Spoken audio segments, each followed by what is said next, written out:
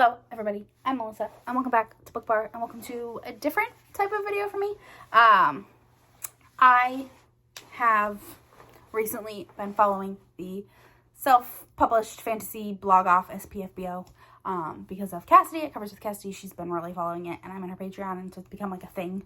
And she's even doing like her own Cassidy version. Obviously, I am a romance reader, so I'm not part of it, but yeah, so there is a whole self-published fantasy blog off hosted by Mark Lawrence, and there are 10 finalists, and I am going to try to read all 10. I don't know that I will. I'm going to say this right now. I don't know if this is going to be a vlog or if this is just going to be a video and then I do a vlog, but I know for sure I'm going to try to read 5. They are the 5 like more cozy fantasy / fantasy romances. I will get into that all in a little bit. First, I'm going to just say the 10 books and then like their like highlights. So like anything that's like bolded or italicized on their description. And I'm going to talk about the cover, and then I'm going to rank them based off like the cover and those things. And then I'm going to go and read like the full biography, or it's not biography, the full synopsis, and I'll rank based off that. I will say that I have kind of looked at them already, and I kind of already have an idea of how these are going to go. And there are 5 that are much more fantasy based, and 5 that are much more like, they seem like they have like elements of romance. So I will probably only read those 5. We'll see. I don't know if this is going to be a vlog or just a sit down video. It all kind of depends on how long this takes. So this part takes. So whether I do both. But basically, the 10 books are Tethered Spirits by T.A. Hernandez, The 13th Hour by Trudy Skies, Scales and Sensibility by Stephanie Burgess, Small Miracles by Olivia Atwater, Fires of the Forebears by L.A. Buck, The Umbral Storm by Alec Hudson, A Touch of Light by Tiago Abdallah, A Song for the Void by Andrew C. Piazza. I just love his name because Mike Piazza is my favorite baseball player ever. Mysterious Ways by Abby Evans, and Miss Percy's Pocket Guide to the Care and Feeding of British Dragons by Quinby Olson. So those are the 10 books. I will now kind of talk about the like highlights of the synopses. So anything that's like bolded or italicized, I am going to go over, and then I'm just going to kind of like, I'll put the picture of the, I don't know where I'll put it, but I'll put the picture of the cover, and then I will rank how I think I will finish that, like how I think I would rate them based off of the cover and all that stuff. And then I will actually go in and read the synopsis to you, and then I will go and see if my ratings have changed at all. So the first one is Tethered Spirits by T.A. Hernandez. This says, a man with an unknown past, a girl afraid of power, a woman on a vital mission. When paths collide, all three set on a journey to unravel a mystery. Could possibly have a romance between the man and the woman. Who knows? We'll see. But yeah, so that's up there. And the cover's really pretty. Like it's very pretty. I really enjoy it. Then there's The 13th Hour by Trudy Skies.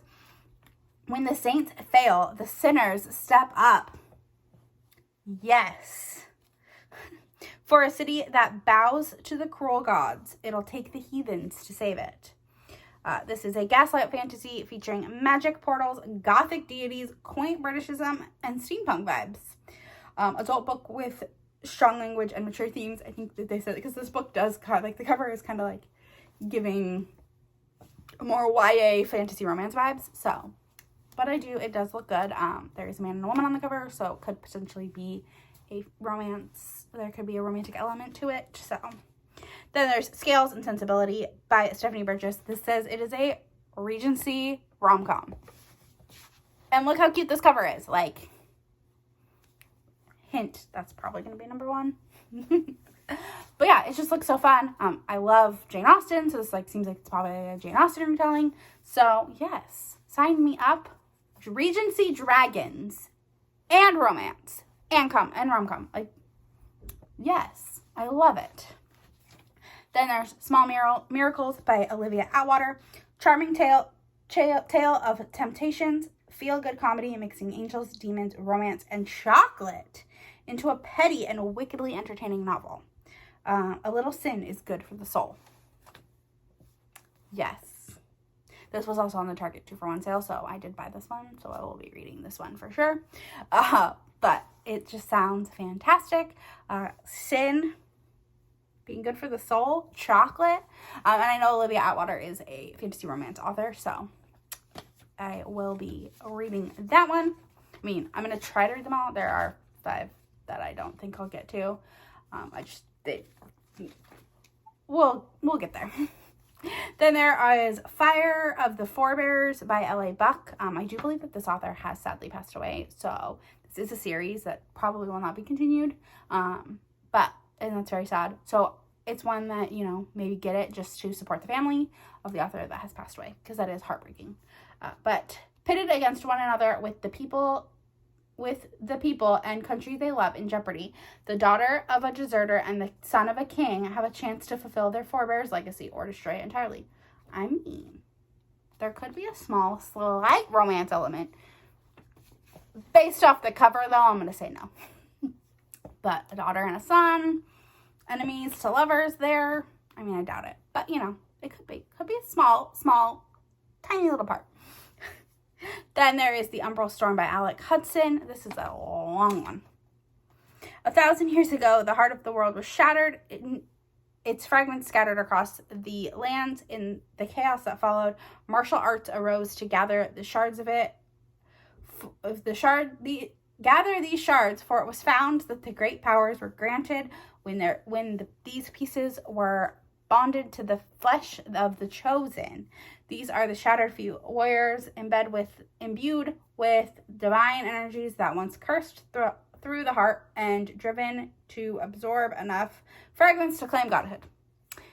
Yes, that does not make a lot of sense to me. So, the cover is nice with the dragon, but I'm just not sure that this is going to be one for me. I'm already confused just off that, so we'll see what happens when I read the full synopsis. That's just the bolded part. Then there is A Touch of Light by Diego Abdallah. This is one that Cassidy has read, and she has told me I probably shouldn't read it because she's like, you're going to be confused. And other like high fantasy readers have said that they were confused by it, and so I'm like, yeah, no, because I was going to do a whole vlog where I just read fantasies, like not fantasy romances, and I was saying that I was going to pick this one as one of them, and Cassidy's like, ugh, I don't think you'll like it, so probably won't be one that I pick up, but I do love the sword on the cover. Like, this cover is fantastic. We'll see. Maybe I'll read it and I won't rate it. Like, it'll just be a book that I read and don't rate, because sometimes I don't rate books that aren't for me. I'm not the target audience for it. We'll see what happens with this. Like I said, I'm going to try to get to them all, but there are 5 that are low on my, like, list. So we'll see. We'll see. But this is an epic fantasy novel. Sprawling epic fantasy where religion and politics are one. Griffin riders roam the skies and a looming blight threatens to tear everything down. How far would you go to resurrect somebody you love? Would you change who you are to show you belong? And old enemies are rising. So that sounds decent, but again, I'm not the target audience for sure. Then there is A Song for the Void by Andrew C. Piazza. This is a historical horror novel. A Mind Imprisoned is the greatest of hell's historical adventure mixed with slow burn cosmic horror. You know. No. I don't do horror. So. No. Then there's Mysterious Ways by Abby Evans. This has 2 women on the cover, possibly a sapphic romance. We'll see. There's no like highlights for it, so we're just gonna go with the cover. Sapphic romance, potentially. You know, there's 2 women. They could also be sisters. Who knows? I don't want to say. But yeah, I mean, even if it is just about sisters, I do love a good like family saga. So we'll see. And then there's Miss Percy's Pocket Guide to the Care and Feeding of British Dragons by Quimby Olsen. Again, no like highlighted part, so we're just going off the cover with this cute little dragon. And I just love, the title is bonkers, but it sounds fantastic. I just love that. So if we're going based solely on these words, these buzzwords, we're going solely based off that, and the covers. My number one would be Scales and Sensibilities. So this is how I think that how I would rank them if I were going to rank them for SPFBO, or even Cassidy's version. This is how I would do. So there's Scales and Sensibilities by Stephanie Bridges is number one for sure. The Dragons, they cover Regency rom-com. I mean, that's all I needed was Regency rom-com, and it was number one automatically. Then Small Miracles, the quotes, she is a fantasy romance author. Or they are a fantasy romance author. Sorry. And so it just sounds, and talks about chocolate, which, positive there. Then there's the 13th Hour. Again, this kind of looks like it could potentially be a romance. Plus, it does have like a thing saying it is an adult book with some possibly disturbing matter and like adult language. And I'm like, yes. Then Mysterious Ways. Again, the cover could potentially be a sapphic romance. I don't want to assume that. Could also be a sibling saga. So I'm going to put that one there just because, like, at number 4, because of that. I don't know. Then Miss Percy's Pocket Guide. Just so cute little dragons, cozy fantasy. It sounds good. It's got dragons, and it's more like a cozy, probably not epic high fantasy, lighter on the fantasy elements. So again, more easily accessible to non-fantasy readers. Then Tethered Spirits. Again, this cover is gorgeous, and the description could potentially have a romance. We'll see. Then A Touch of Light, just because I know Cassie loved it, so I'm going to put it up higher than the other ones. Then The Umbral Storm, Fire of the Forebears, and A Song for the Void. Could even switch Umbral Storm and Fire of the Forebears, because that one might. But yeah, Song for the Void, sorry, it would be last because it's horror. So of all of them, that's probably the one I'm least likely to read. Because I don't do scary. I don't do horror. I don't do anything like that. So, yeah. So, now I'm going to go ahead and read the synopses for them. And then I will re-rank them based off that. So, just because it's the first one popped up, is Miss Percy's Pocket Guide to the Care and Feeding of British Dragons by Quimby Olson. Miss Mildred Percy inherits a dragon. But we've already gotten ahead of ourselves. Miss Mildred Percy is a spinster. Yes. She does not dance. She has long stopped dreaming, and she certainly does not have adventures. That is, until her great uncle has the audacity to leave her an inheritance, one that includes a dragon egg. The egg, as eggs are wont to do, decides to hatch. Miss Mildred Percy is suddenly thrust out of the role of spinster and general wallflower into the unprecedented position of spinster and keeper of dragons. But England has not seen a dragon since, well, ever. And now Mildred must contend with raising a dragon that should not exist, kindling a romance with a humble vicar, and embarking on an adventure she never thought could be hers for the taking. That one has a romance in it. What's not on the cover was so. Yes, please. That one definitely just got moved up. Then we're going to go with Tethered Spirits, just because I will link Cassidy's. Cassidy has like a whole website for her version, and then I'll try to find Mark Lawrence's blog also, where he talks about it. But yeah, so then Tethered Spirits, the full synopsis is a man with an unknown past. For years, Amar has traveled to the Kavaran Empire seeking a way to recover his lost memories and end the curse that plagues him. With support from loyal friends, Amar may finally be on the verge of finding answers, but to do so, he'll need to enlist the help of an unexpected guide. A girl afraid of her own powers, Kasari is a Tajara, granted magical abilities through her bond with a spirit named Lucian.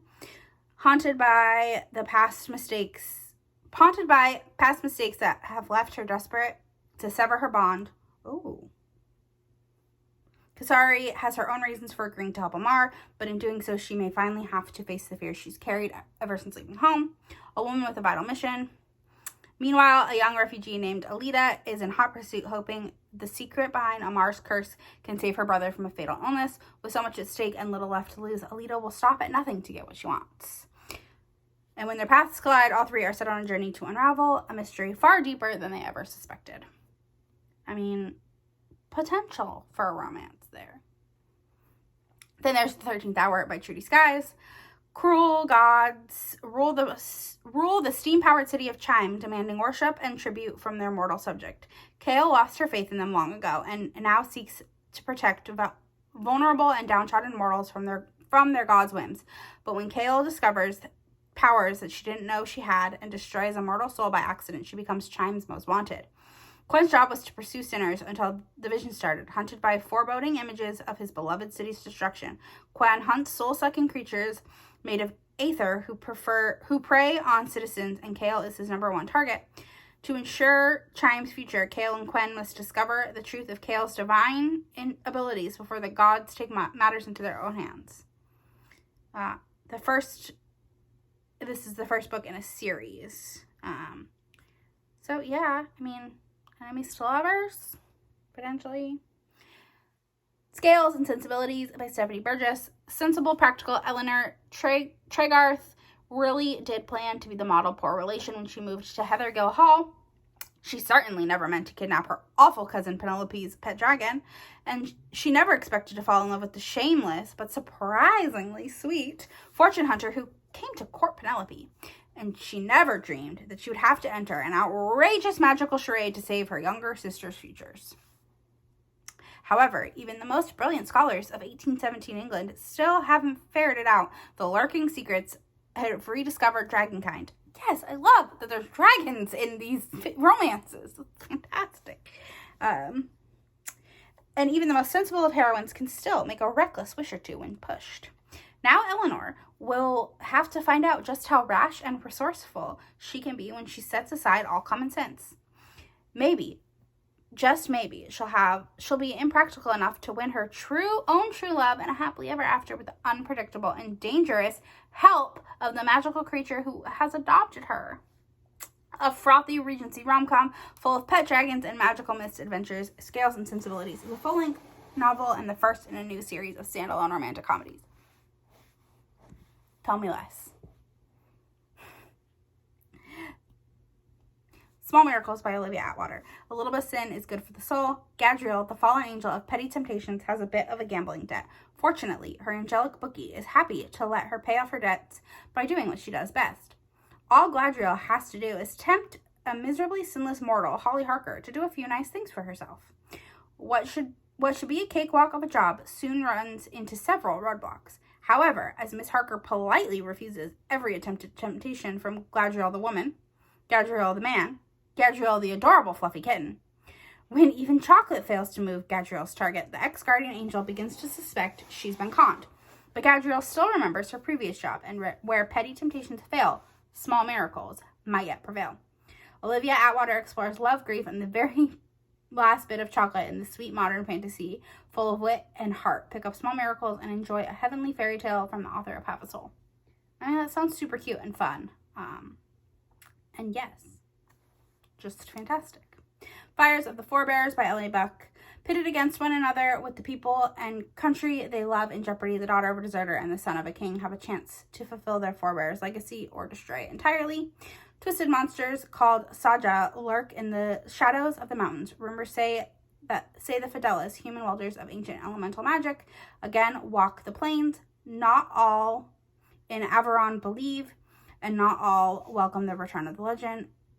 Kuara is a skeptic, but she'll cross and befriend centaurs, talking animals, and worse, to save her family after the rebellion mistakes her for the land's prophesized savior.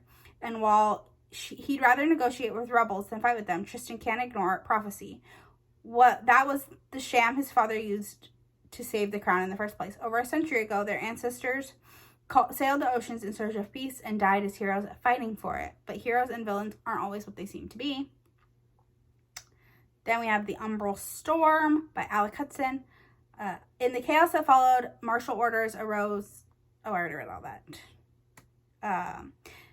Darren has known nothing in his life except suffering, orphaned at the edge of the realms, indentured to a cruel slaver, he has little hopes of escaping the circumstances, but elsewhere, ancient powers are stirring, new alliances threaten the peace of an old order, and against all odds, Darren will find himself a player in a game unlike any he could have imagined. Then there's A Song for the Void. A mind in prison is the greatest of hells. In 1853, South China Sea. While on patrol between the Opium Wars, the crew of the steam freight HMS Charger pursues a fleet of pirates that have been terrorizing the waters surrounding Hong Kong. But now the hunters have become the hunted. Something else has come to the South China Sea, something ancient and powerful and malevolent. Now the crew of the Charger must face their worst nightmares in order to survive the terrible creature they come to know as Dark Star. Yeah, again, this sounds kind of scary. So, Mysterious Ways by Abby Evans. The goddess works in mysterious ways, and Isabella Varsalak intends to find out exactly what they are. As commander of the 7th unit of the Solistopian City Watch, Isabella Varsalak has dealt with many a mystery. Murderers, burglars, con artists, and troublesome demons have given her a multitude of crimes to solve over the years. But injustice in the way the world works is all around her. Innocent people suffer, guilty people triumph. When this is questioned, the only answer she receives is that the goddess works in mysterious ways. Determined to get the bottom of what these ways and solve this mystery, she sets off on a journey to find answers, but she'll have to go through hell to get to them. Mysterious Ways is a fantasy novel set in a matriarchal world. Women are in power, they worship a goddess, and same-sex relationships are common and socially acceptable. So, okay, sounds like it's probably more of a sapphic relationship than siblings. And then the last one is A Touch of Light. Where did that go?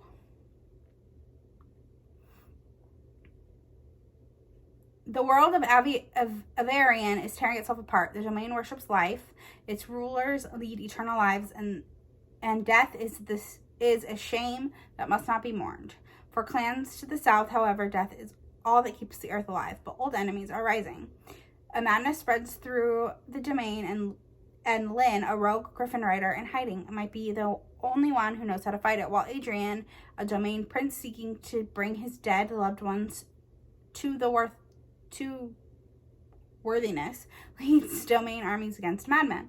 The clans suffer a madness of their own as the land begins to wither away. Nasha, a cursed hunter and lifelong outcast, desperately fights for belonging in Ronar, while her clan seeks to heal the land. Old beliefs will be challenged as the people of Avarian fight to save it before death comes for them all.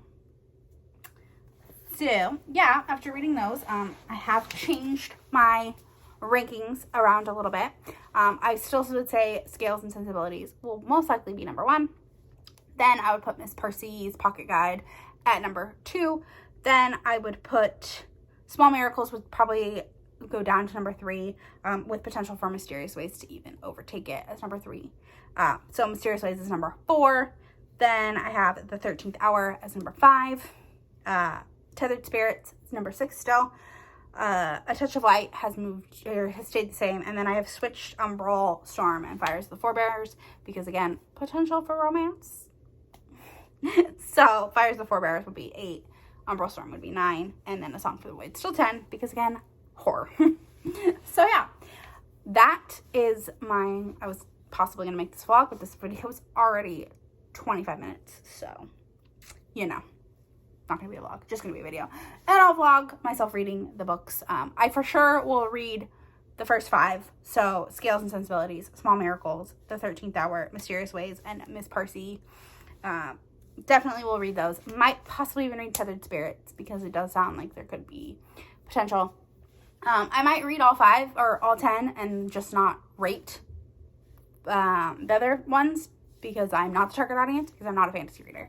So we'll see. But yeah, let me know if you've ever heard of SPFBO. And, you know, I think we need one of these in the romance world. So, you know, Jen, have Sophie get on that. Just kidding. Need to find an author who wants to do this for romance. Because, you know, there are so many great indie romances or self-pub romances that just, you know, we gotta find on KU. So, yes. But yeah, this is really fun. I'm excited to like branch out a little bit and read some more fantasy. That's not strictly fantasy romance. I mean, obviously some of these are, and I'm super excited for them.